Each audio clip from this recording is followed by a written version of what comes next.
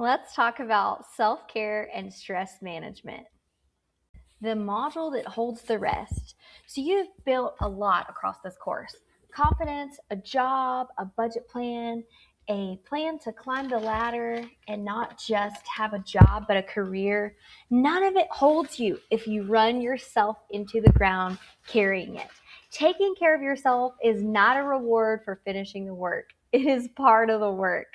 This module exists because everything else you've built upon depends on you being able to sustain it. Self care is not selfish, it is not luxury. Self care is not a spa day or spending money you don't have to. It is the basic maintenance that keeps you functional. It is maintenance. It keeps you able to show up for your job, your kids, your life, the things that matter most. You cannot pour from an empty cup. The people counting on you need you well.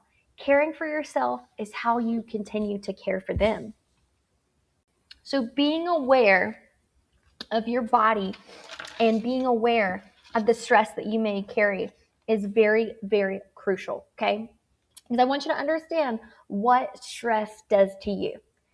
Naming what stress is doing takes away some of its power. So look out for it through your body.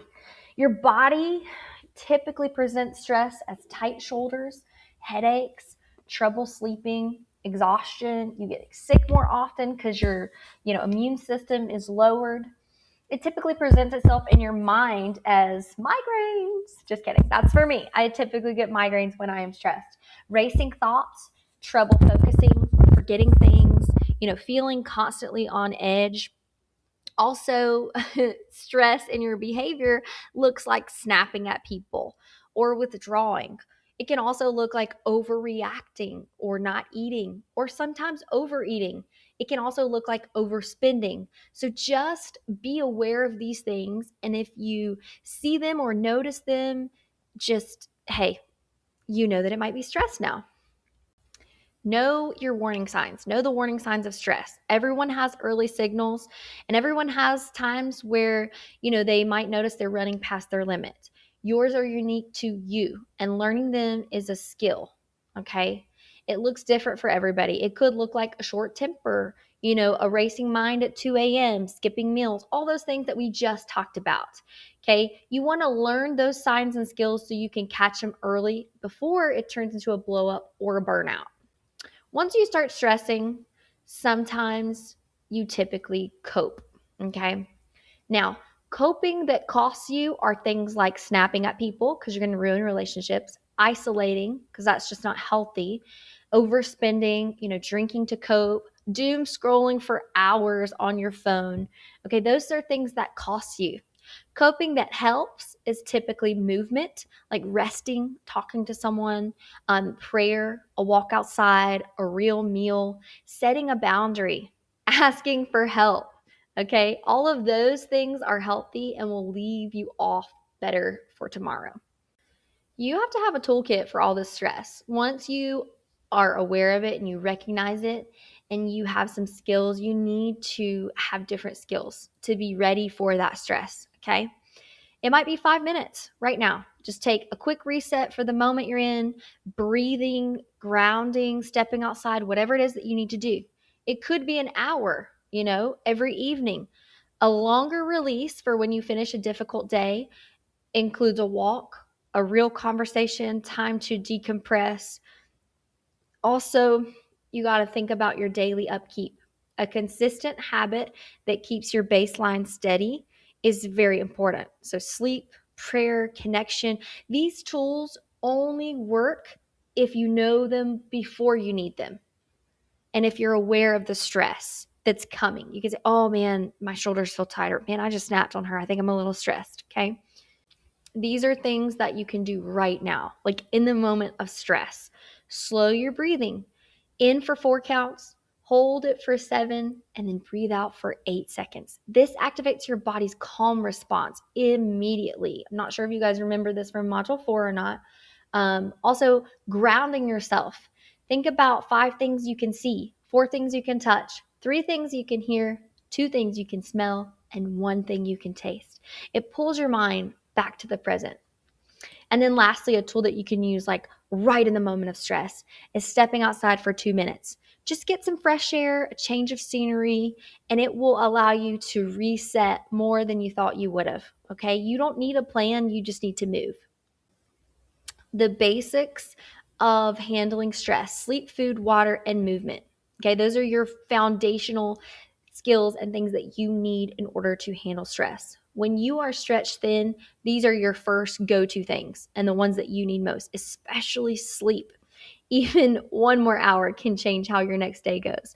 Personally, if I have about 3 hours of sleep or any little bit of lack of sleep and then I drink caffeine, oh my goodness, that's when my stress starts and I'm very just, food and water. A real meal and enough water are not optional. They are fuel. Your body reacts differently when you're dehydrated or you don't have enough food to make energy. Also, movement, even a short walk can help you because it will release that tension that your body's been holding on to. Also, if you're stressed, please rest without guilt. Okay, rest is productive. When you rest, you are not being lazy. It's what makes the next day's work possible. You are allowed to stop. It is okay to rest. Small rests are beautiful and they do count, even if it's like a real lunch or one evening off, a short break. These aren't indulgences or prizes or rewards. These are investments so that you can be okay. Your worth is not earned by exhaustion. Working yourself to empathy does not make you more worthy. Okay, you already are worthy. Remember, we talked about your worth in Module 1. You are so worthy and you are so amazing. You do not have to feel guilty about resting. Please get adequate rest. Please. It is so important. Also, set boundaries to protect your peace. It is okay to say no. No is a good rule of thumb. Or you can say not right now, because sometimes you just need to protect your time and energy. Okay. Boundaries matter for your self care and your sustainability. You can't say yes to everything. Every yes to someone else is energy that you spend. And you don't have an infinite amount of energy. Okay. You are not like the Energizer Bunny. You have got to make sure that you say no sometimes. I know that guarding your peace is hard sometimes, but it is not being difficult. It's being wise. It's knowing your limits and honoring them. It is a sign of maturity. Okay. It's not selfish for you to say no. You cannot stay standing by carrying everything. You've got to choose what to take on, and you've got to choose what to let go of. Because the fact of the matter is, if you keep showing up for what truly matters most and you prioritize and you show up, you're good. You're going to be just fine, but you can't do everything, okay?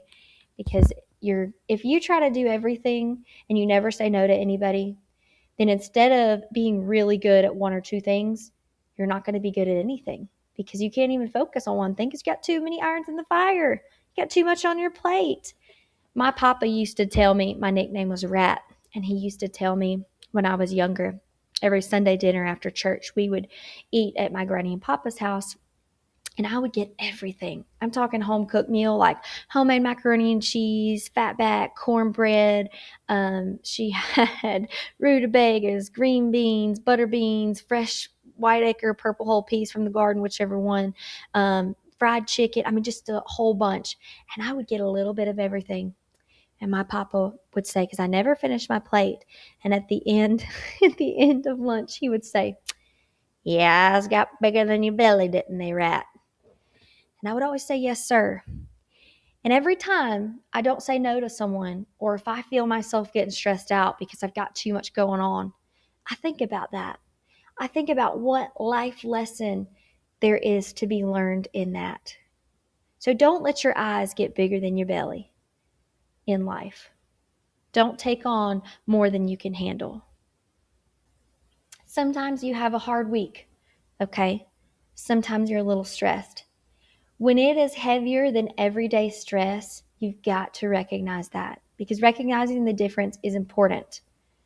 Signs that it might be more than just stress or more important is lasting hopelessness, not being able to function day to day, feeling unsafe, really scared, They're not signs of weakness. Those are signals that more support is needed. Maybe you're getting depressed. You don't have to push through alone if you are, okay? Just talk to your doctor, a counselor, or a trusted leader. Reaching out for help is not giving up. Honestly, it's one of the strongest things that you can do. And support is out there, okay? Asking for it is strength. Don't be afraid to ask people for help. It's okay. Now we're going to do our little reflect and one step forward. So you've carried heavy things to get here.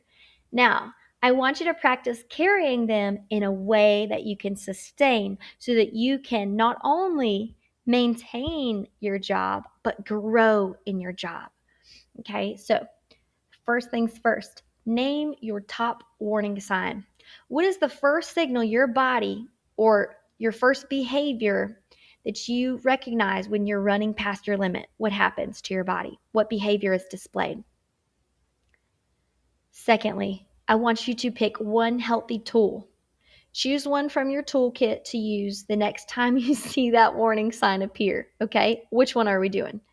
I personally like the 5, 4, 3, 2, 1, but that's just me. And then lastly, one steady breath at a time. Taking care of yourself is how you keep everything else standing. So you have to remember one steady breath at a time. You got this.